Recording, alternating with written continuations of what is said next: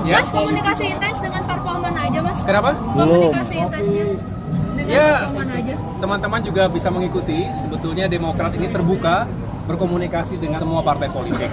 Tetapi akhir-akhir ini tentu kami juga cukup intens untuk berkomunikasi dengan partai PKS dan partai Nasdem. Ini juga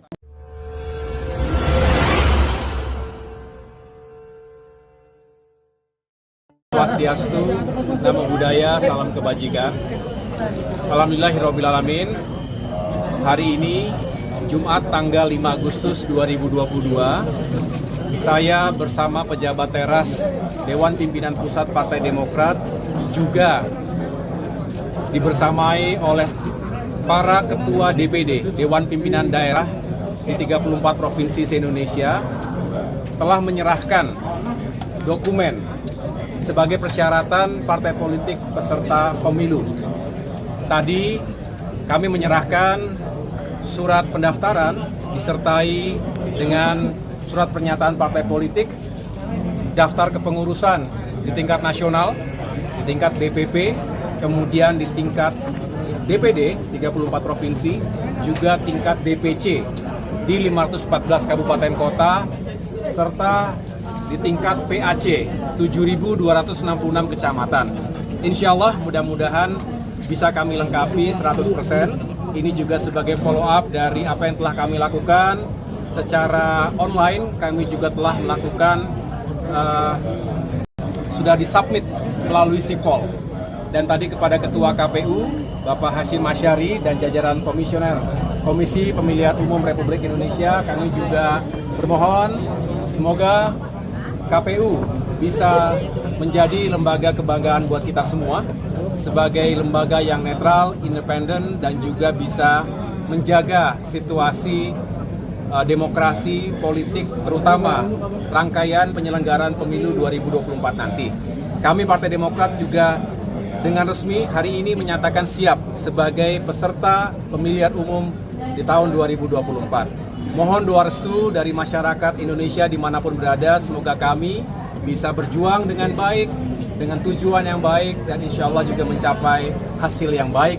Yang semua itu kita orientasikan dan dedikasikan untuk rakyat Indonesia.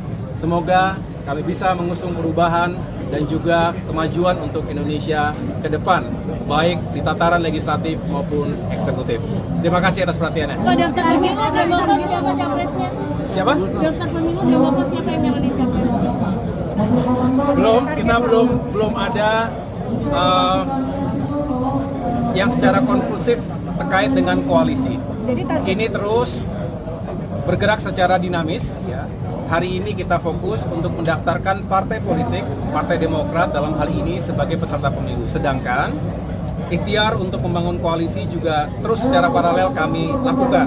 Walaupun tidak setiap saat terlihat di media, tetapi tentu komunikasi dan juga intensitas silaturahmi dengan sejumlah partai politik kami lakukan.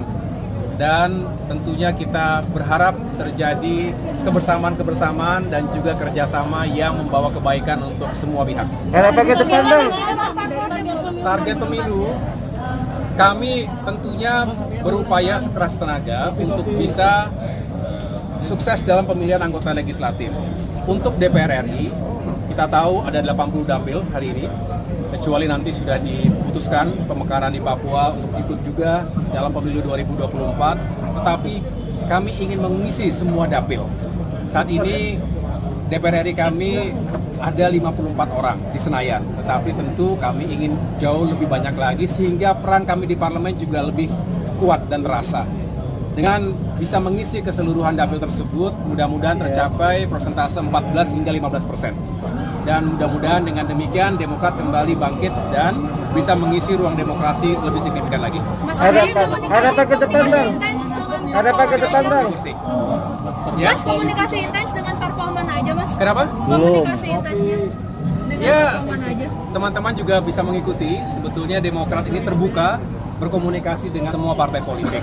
Tetapi akhir-akhir ini tentu kami juga cukup intens untuk berkomunikasi dengan partai PKS dan partai Nasdem. Ini juga salah satu upaya untuk sinergi dalam konteks membangun visi misi yang sama, membangun platform yang juga bisa membawa berbagai perubahan dan perbaikan ke arah yang lebih baik. Kita tahu kondisi Indonesia hari ini juga masih menghadapi berbagai tantangan di sana sini, utamanya permasalahan ekonomi. Memang tidak vakum, tidak terlepas dari apa yang terjadi di dunia. Kita tahu pandemi 2 tahun dan berkepanjangan masih menyisakan berbagai permasalahan ekonomi. Daya beli masyarakat juga masih lemah. Sedangkan terjadi perang di Rusia dan Ukraina, meningkatkan harga-harga komoditas utamanya energi dan pangan, merusak suplai atau pasokan komoditas tertentu yang berdampak langsung dan tidak langsung bagi negara-negara termasuk Indonesia. Oleh karena itu, ini tugas kita bersama. Kami ingin terus membicarakan hal itu sehingga bisa sama-sama mencari solusi. Karena ini bukan hanya masalah hari ini, tetapi juga bisa berdampak sekian tahun mendatang. Jadi koalisi yang kami insya Allah akan terus bangun adalah koalisi yang bisa menghadirkan solusi-solusi terbaik untuk permasalahan masyarakat hari ini dan ke depan. Tapi ada rencana untuk pertemuan dalam waktu dekat nggak, Mas? Pertemuan dalam waktu dekat mungkin dengan Nasdem lanjutan atau dengan PKS dalam waktu dekat? Iya, sebetulnya pertemuan terus dilakukan, tidak selalu terlihat di kamera. Jadi lebih banyak yang tertutup dan secara parsial, tetapi kami ingin menyampaikan bahwa